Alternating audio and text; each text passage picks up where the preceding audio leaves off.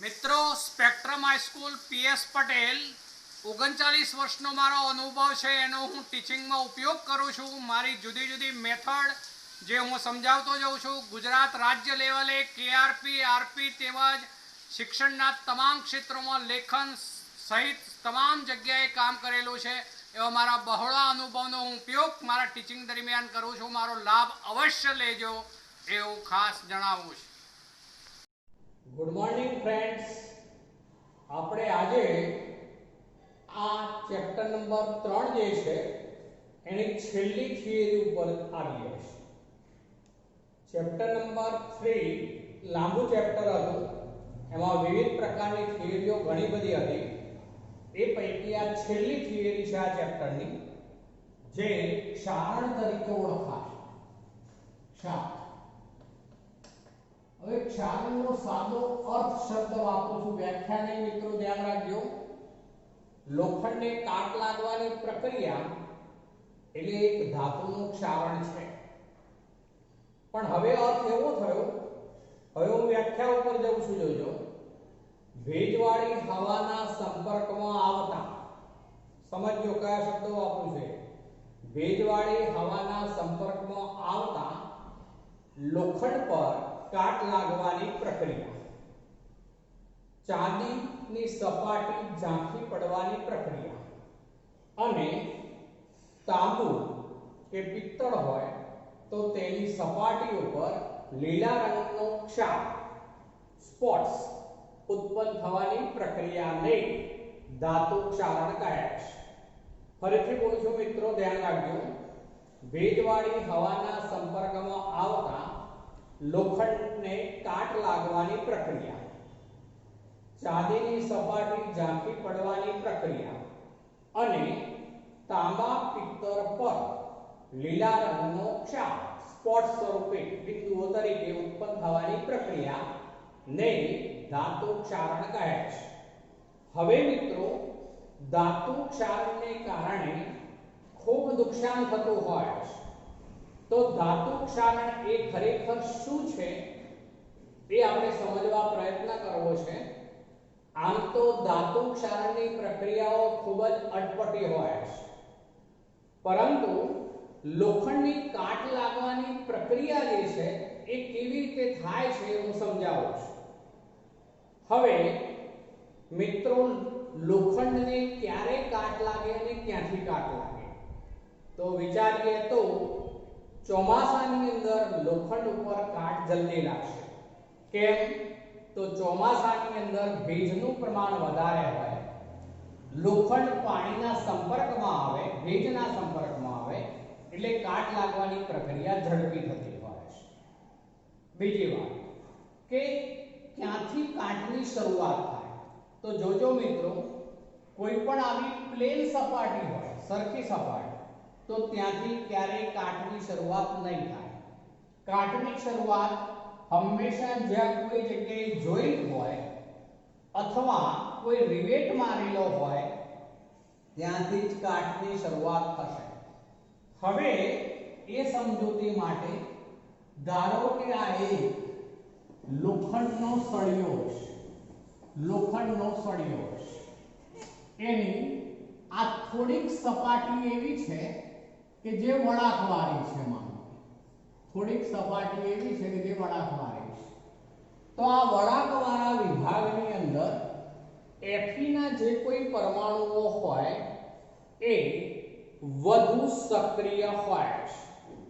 ફરીથી બોલું છું, આ વળાંકવાળા વિભાગમાં Fe ના પરમાણુઓની ગોઠવણી અનિયમિત હોવાને કારણે આ બિંદુ ઉપર Fe ના પરમાણુઓ જે હોય એ વધુ સક્રિય હોય છે, વધુ એક્ટિવ હોય છે, જેને કારણે આ બિંદુ જે છે એ એનોડ તરીકે વર્તે છે। એનોડ તરીકે, ચલો, એનોડ ઉપર હંમેશા શું થાય મિત્રો, તો ઓક્સિડેશન જ થાય, માટે Fe જે છે એનું ઓક્સિડેશન થશે। હું એનોડની પ્રક્રિયા લખું છું, એનોડ, તો એમાં Fe જે છે એનું Fe2+ માં ઓક્સિડેશન થશે। Fe નો Fe2+ માં ઓક્સિડેશન થશે ત્યારે 2 ઇલેક્ટ્રોન મુક્ત થાય. આપણે મિત્રો આ પ્રમાણે લઈએ કે પછી હું માનો કે આ સમીકરણ આખું ડબલ લઈ લઉં છું, એકનું એક જ થશે 2Fe, તો 2Fe2+, તો પછી કેટલા ઇલેક્ટ્રોન લખવા પડે પણ 4 ઇલેક્ટ્રોન. આ બાબત બરોબર ધ્યાન રાખીશું મિત્રો. તો આ રીતે Fe નું Fe2+ માં ઓક્સિડેશન થયું કહેવાશે. આ 2 વડે આપણે ગુણ્યું છે સમીકરણ, આપણે ન ગુણીએ 2 વડે તો પણ ચાલે. આનું E મૂળાંક સેલ છે એનું મૂલ્ય છે 0.44 વોલ્ટ. એના E મૂળાંકનું મૂલ્ય માઈનસમાં છે મિત્રો, એટલે માઈનસ ચિહ્ન 0.44 વોલ્ટ માઈનસ છે, બરોબર ધ્યાન રાખીશું. મેં જે મૂલ્ય લખ્યું છે રિડક્શન પોટેન્શિયલનું મૂલ્ય છે મિત્રો, એટલે મારે અહીંયા સ્પષ્ટતા કરવી પડે કે Fe2+ Fe એનું મૂલ્ય મેં લખ્યું છે. ફરીથી સ્પષ્ટીકરણ કરું છું. જો હું સમીકરણ એકલું લખી અને જો E મૂળાંક લખું તે પ્લસ લખાય. ફરીથી સમજાવું છું, બરોબર સમજજો મિત્રો. સમીકરણ એકલું લખ્યા પછી E મૂળાંક લખવા લખ્યા સિવાય તો એ વેલ્યુ થાય +0.44 વોલ્ટ. એ વખતે આ ઓક્સિડેશન પ્રક્રિયા હોવાથી પેલો ઓક્સિડેશન પોટેન્શિયલ ગણાય, પ્રમાણિત ઓક્સિડેશન પોટેન્શિયલ. આને માટે મૂલ્ય +0.44 વોલ્ટ હોય છે. પણ અહીં મિત્રો આપણે રિડક્શન પોટેન્શિયલ ઉપર જ ચાલવું છે. કેમ? તો IUPAC સંસ્થાએ પ્રમાણિત રિડક્શન પોટેન્શિયલને અર્ધકોષ પોટેન્શિયલ તરીકે સ્વીકારેલ છે. માટે આપણે રિડક્શન પોટેન્શિયલ ઉપર જ ચાલવાનું હોવાથી હું અહીંયા સિમ્બોલ જોડું છું. હવે E મૂળાંક પણ મેં આવું લખી દીધું Fe2+ Fe, એટલે આ રિડક્શન થયું કહેવાય. માટે અહીંયા ચિહ્ન આવે -0.44 વોલ્ટ. મિત્રો પ્રમાણિત ઓક્સિડેશન પોટેન્શિયલ અને પ્રમાણિત રિડક્શન પોટેન્શિયલના મૂલ્યો સમાન હોય છે એવું આપણે આગળ જોઈ ગયા છે, પણ ચિહ્નો પરસ્પર વિરુદ્ધ હોય. માટે આ જે પ્રક્રિયા છે એનો ઓક્સિડેશન પોટેન્શિયલ કહું તો +0.44 વોલ્ટ કહેવાય, પણ પ્રમાણિત રિડક્શન પોટેન્શિયલ કહું તો -0.44 વોલ્ટ થશે. જે મેં લખેલું છે તે પ્રમાણિત રિડક્શન પોટેન્શિયલ છે. આગળ વધું છું મિત્રો. જોજો આ રીતે ઇલેક્ટ્રોન મુક્ત થયા હોય એ ઇલેક્ટ્રોન જે છે અહીંયા સળિયા દ્વારા અહીંયા વહન પામે છે અને એવા બિંદુએ પહોંચે છે કે જ્યાં આગળ H+ આયન શરૂઆતથી હાજર હોય. ફરીથી રિપીટ કરું છું મિત્રો. આ જે બિંદુ છે સક્રિય Fe ના પરમાણુઓ આ રીતે ઓક્સિડેશન પામે છે, જેથી મુક્ત થતા ઇલેક્ટ્રોન જે છે એ સળિયા દ્વારા એવા બિંદુએ પહોંચે છે કે જ્યાં શરૂઆતથી H+ આયન હાજર હોય. હવે એ બિંદુ કેથોડ તરીકે વર્તે છે. કેથોડ ઉપર H+ ની હાજરીમાં હવામાંનો ઓક્સિજન જે છે એ પ્રક્રિયામાં જોડાય છે. O2 ગેસ પ્રક્રિયામાં જોડાય છે H+ આયનની હાજરીમાં. ચલો હવે કેથોડ ઉપર હંમેશા મિત્રો શું થાય?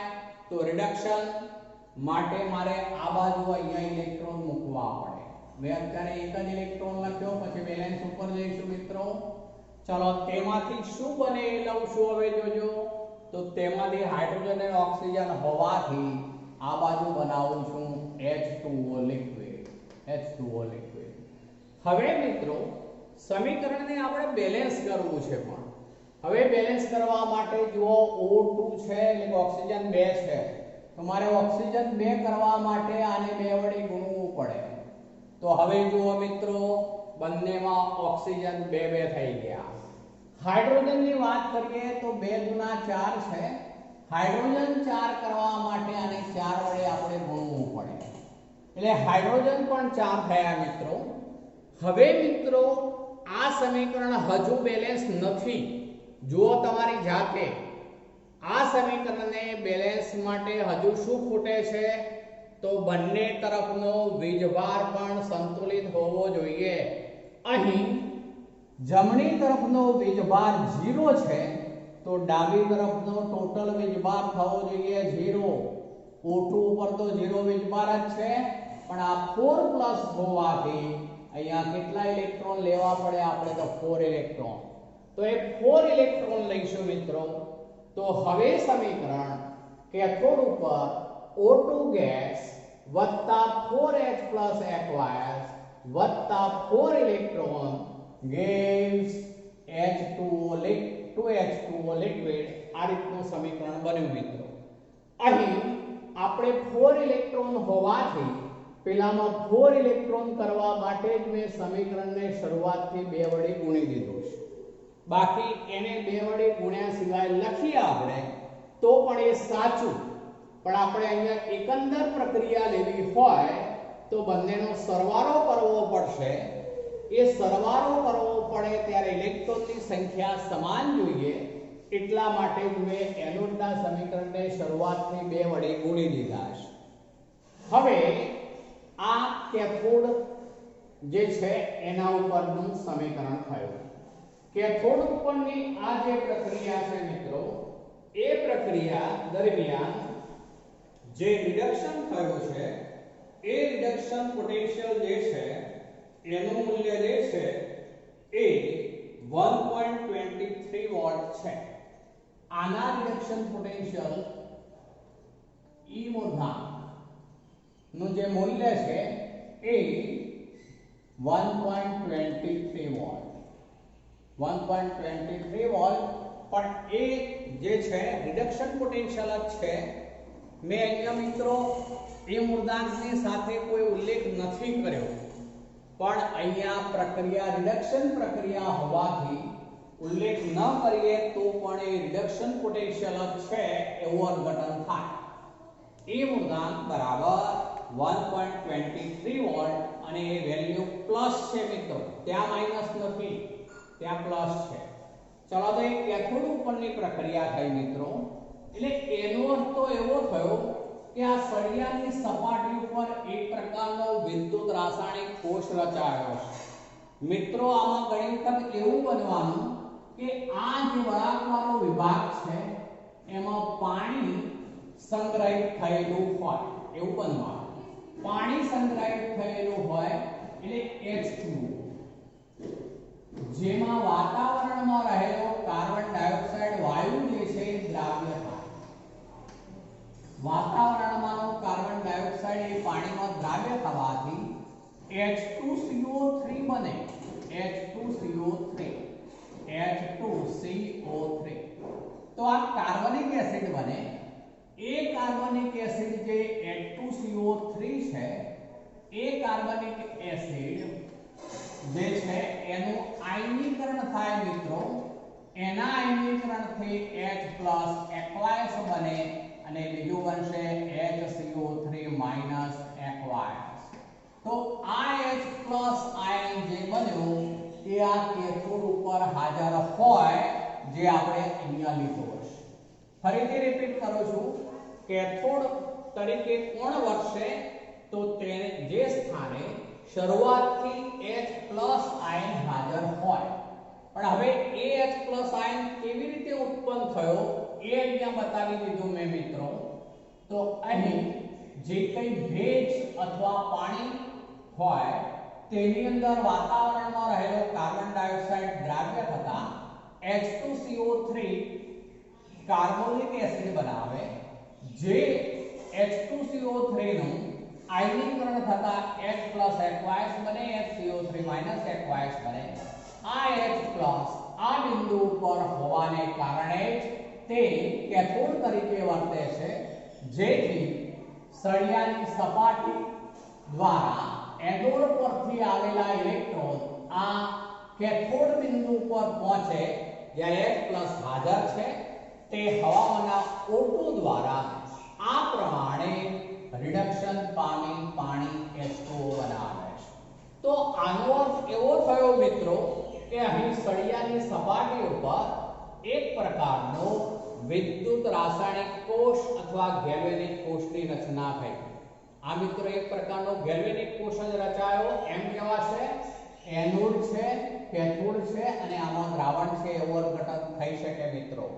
તો હવે આપણે આ કોષનો ઈ મૂળાંક સેલ શોધવો છે આપણે.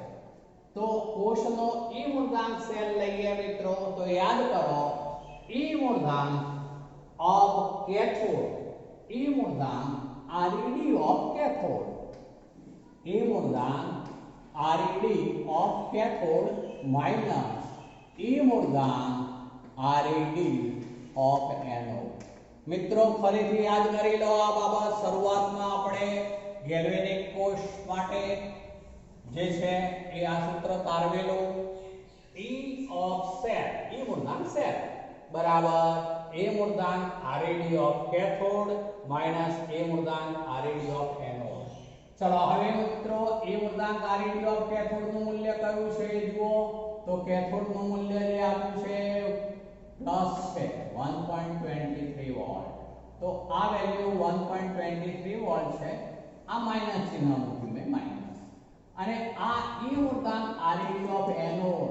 તો એનોડ નો પણ રિડક્શન પોટેન્શિયલ આપણે લેવાનો છે. Minus E મૂળાંક RED of anode.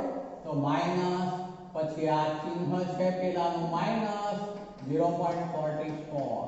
તો માઈનસ માઈનસ મિત્રો શું થઈ ગયું પ્લસ. માટે આ વેલ્યુ આ પ્લસ થઈ જશે 1.23 પ્લસ 0.44. તો બરાબર 4 ને 3 7 થવાના મિત્રો, 4 ને 2 6 થવાના અને આ 1 થશે. તો 1.67 વોલ્ટ થઈ જશે મિત્રો. એ મૂળાંક સેલનું મૂલ્ય જે છે એ આ રીતે 1.67 વોલ્ટ થઈ જશે. આપણે આ બંને જે પ્રક્રિયા સમીકરણ છે તે બંનેનો વૈજિક સરવાળો લઈએ આપણે મિત્રો. બંનેનો વૈજિક સરવાળો કરું છું, જો ધ્યાન રાખજો. તો આવું થવાનું 2Fe સોલિડ. આ એફિશન સ્વરૂપે હોવાનું સોલિડ. આ થોડું દ્રાવણ સ્વરૂપમાં ફેરવાય એટલે એક્વાયસ.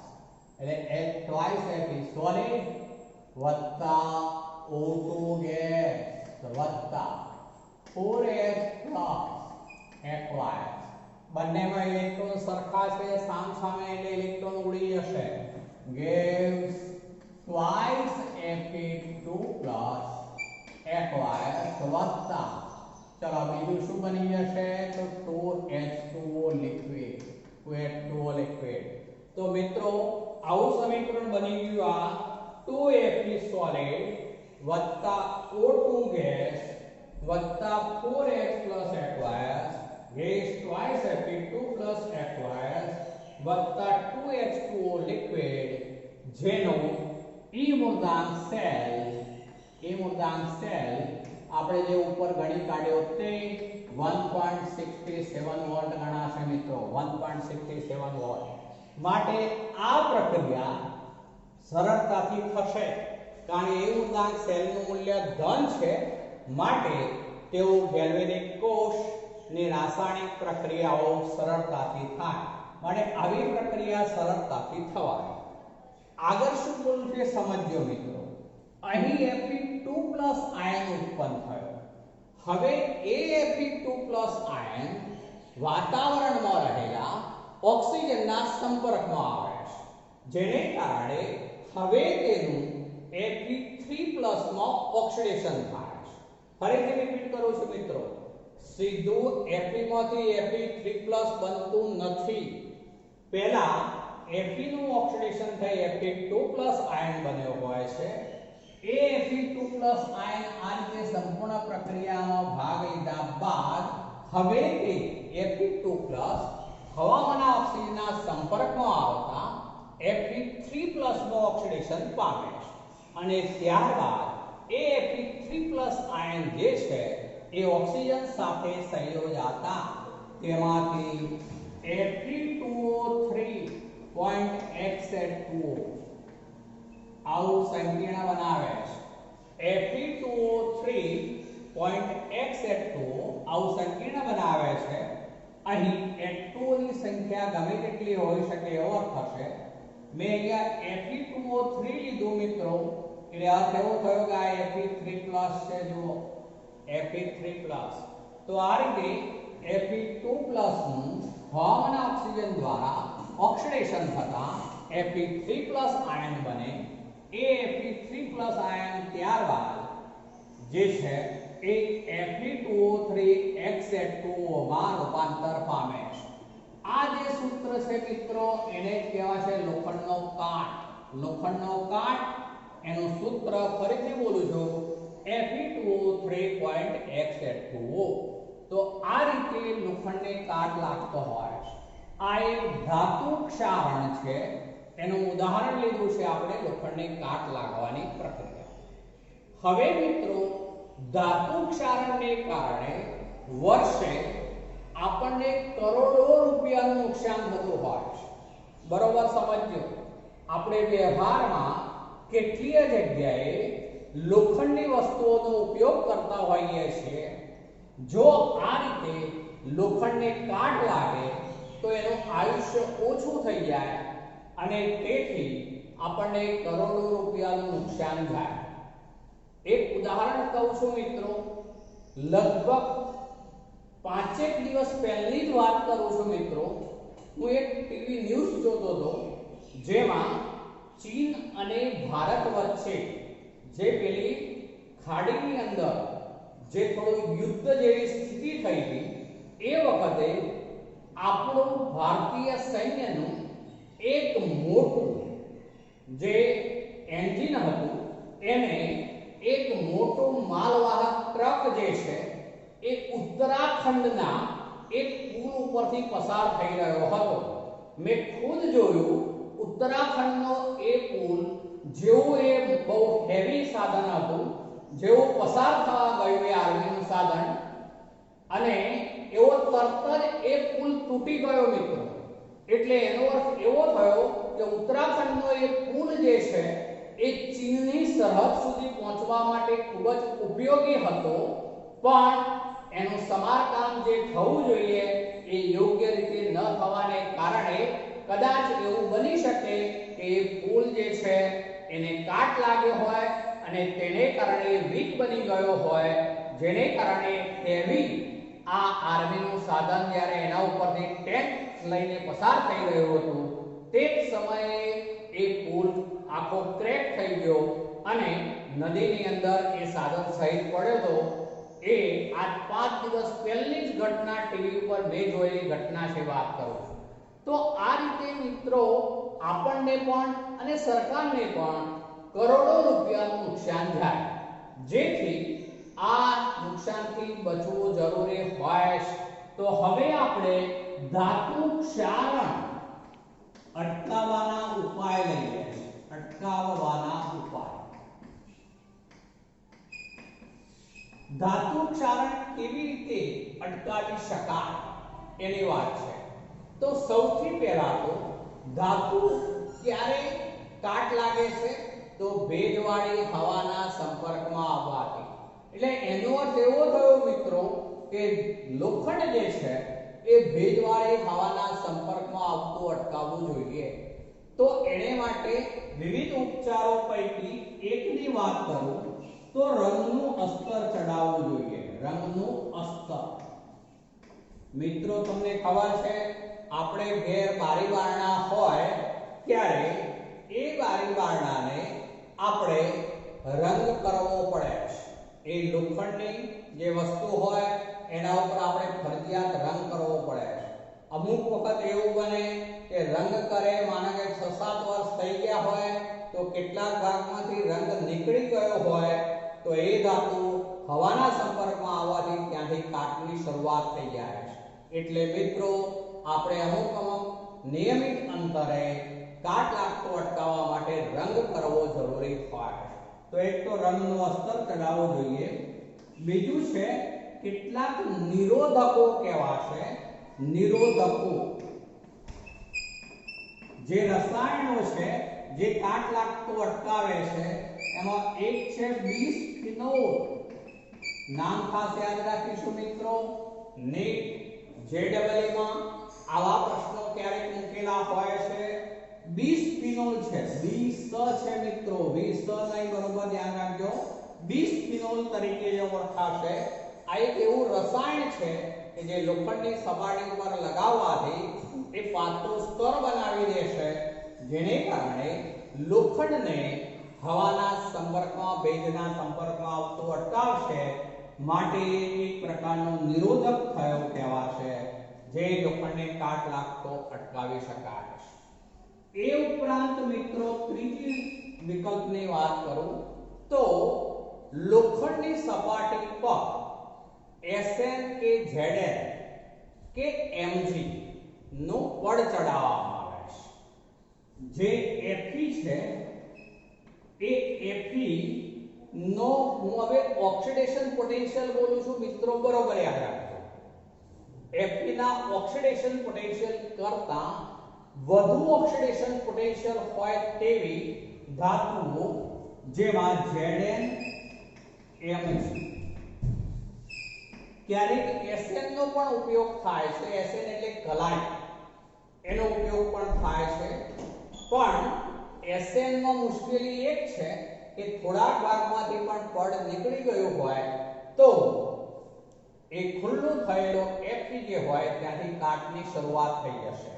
પણ Zn કે Mg જે છે એના ચોસલા એની સાથે સ્ટીમરોમાં ખાસ કરીને જોડવામાં આવે છે.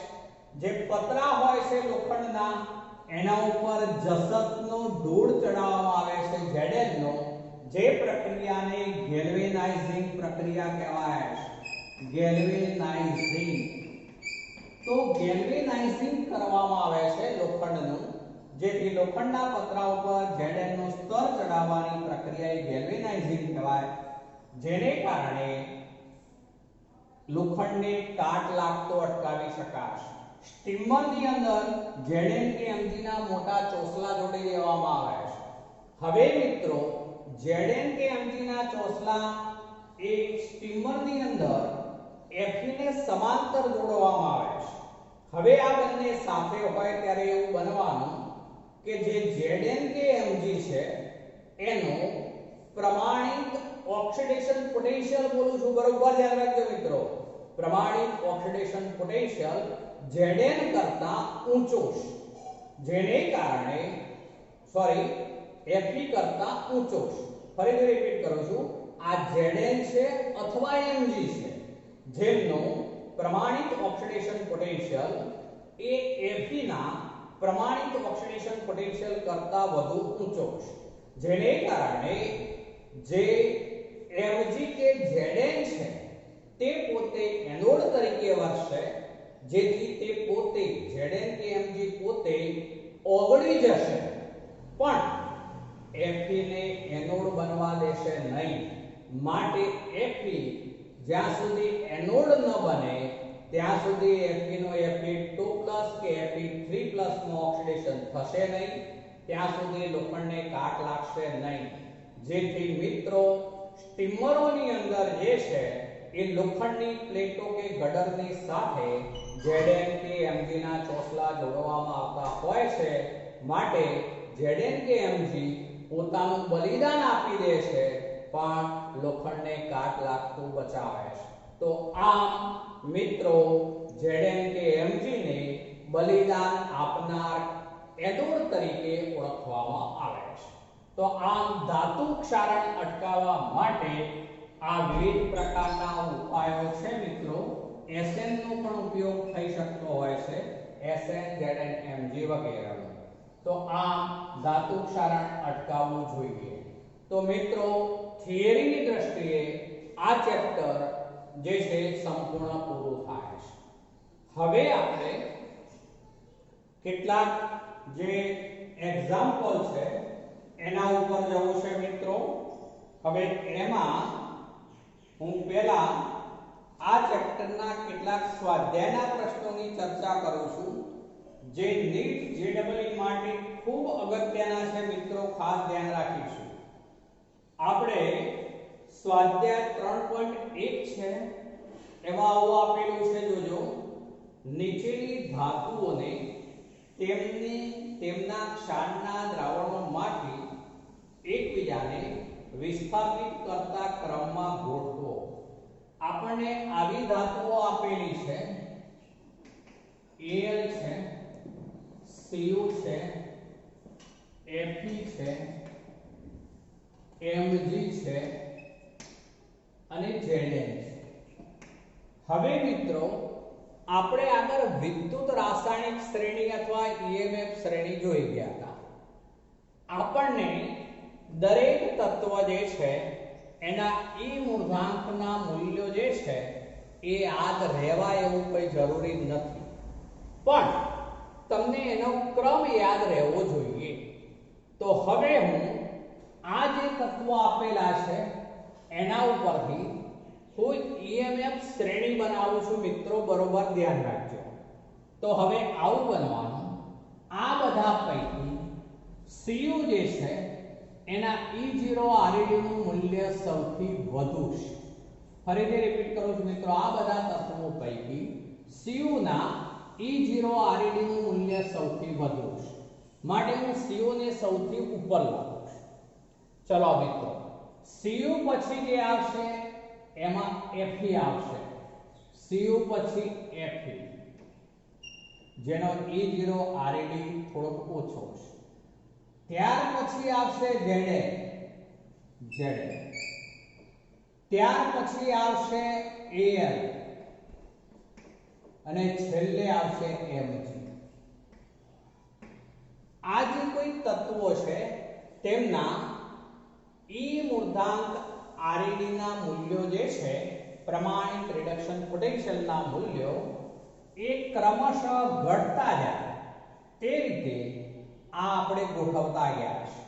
Cu નો E મૂર્ધાંક ReD નું મૂલ્ય સૌથી વધુ છે, એના કરતા Fe નું ઓછું, એના કરતા Zn નું ઓછું, એના કરતા Al નું ઓછું, એના કરતા Mg નું ઓછું.